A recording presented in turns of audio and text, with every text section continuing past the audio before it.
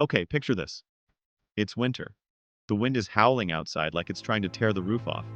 You can see your breath, your hands are basically ice blocks. And you're wearing a tunic. No socks, no heaters, no electric blanket, just vibes. Sounds like a nightmare, right? But that was everyday life for people in the Roman Empire during winter. So, how did they survive? Like, seriously, no radiators, no fleece pajamas, no hot showers, just stone buildings, wooden sandals, and good old Roman stubbornness. And trust me, the answer is way cooler and weirder than you'd think. Main story begins. First of all, when most people think of Rome, they think of sunshine, Mediterranean breeze, warm, golden temples. But the Roman Empire wasn't just chilling in Italy.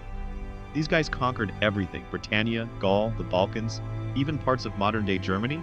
And that was cold country.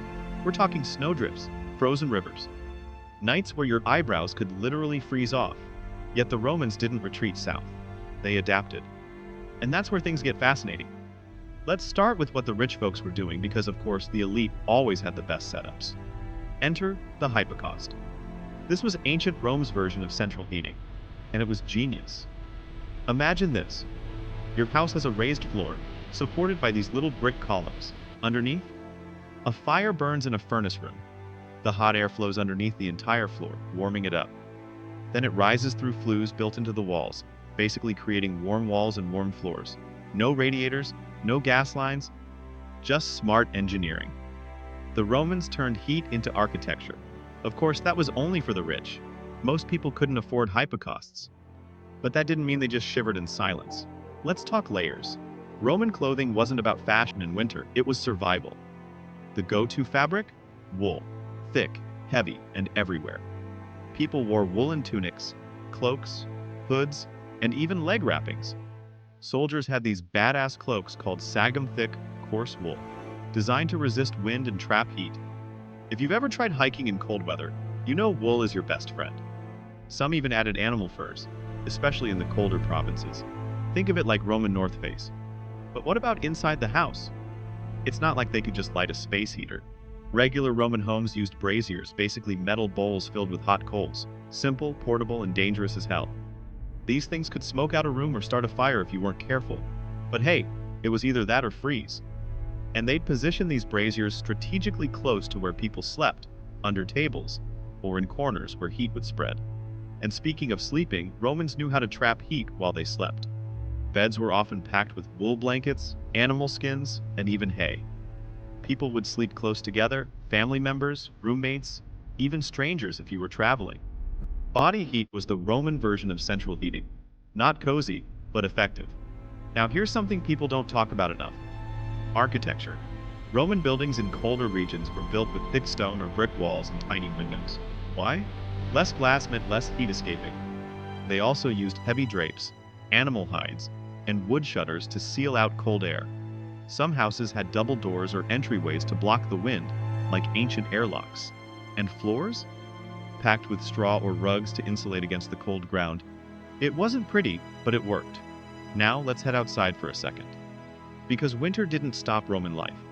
Public bathhouses, yeah, those weren't just for hygiene. They were hot zones. Literally.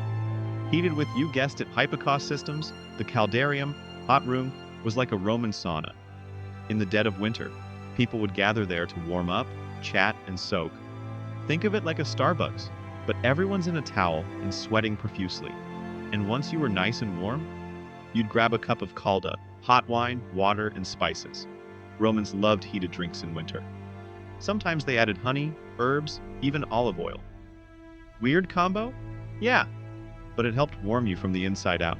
Soldiers, though they had it rougher than anyone, stationed in cold, damp, snowy frontiers, Roman soldiers had to get smart real fast. Their leather tents were small and tight to keep heat in. They slept in pairs not for romance but for warmth. Their cloaks doubled as blankets. And they built campfires constantly, using trench designs to protect the flames from wind. And yes, they marched in winter, in sandals, but not barefoot. Soldiers wrapped their feet in cloth or leather, and some even lined their sandals with wool or fur. You gotta respect the grind. But here's where it gets really interesting. The Romans weren't too proud to learn. When they conquered cold weather regions, They paid attention to what the locals were doing.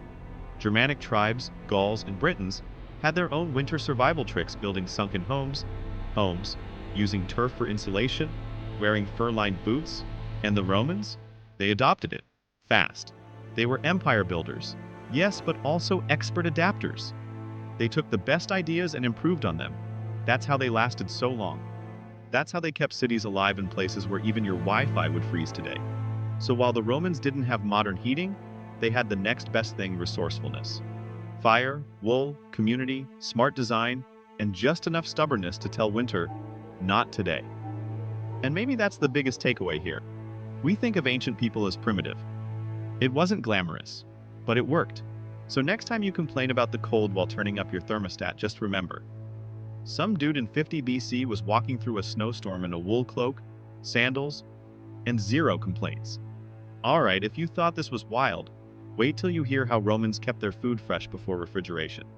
Spoiler alert, it involves snow pits and ancient ice boxes. Hit that like button if you're glad you weren't born in the Roman frontier.